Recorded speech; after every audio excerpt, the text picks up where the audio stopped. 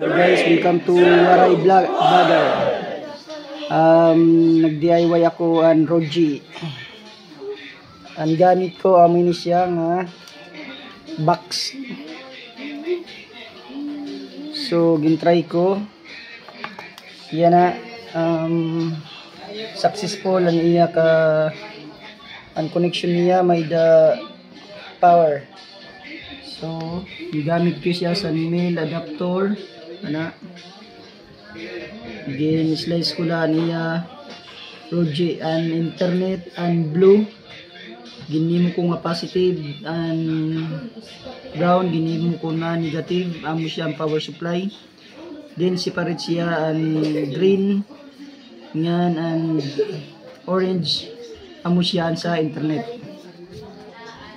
So amo gyapon didi sa iya katapusan adian sa power supply, adi namanan para sa internet separately. So first time ko nga nag DIY para sa nakon outdoor antenna na Roji, kaya lahilan ko lalotin sa YouTube, nag-try laklat ko ni Baroak.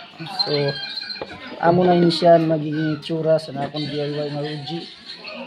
Pero di pa tapos, ini ibubutang pa din sa may butna. Successful na siya.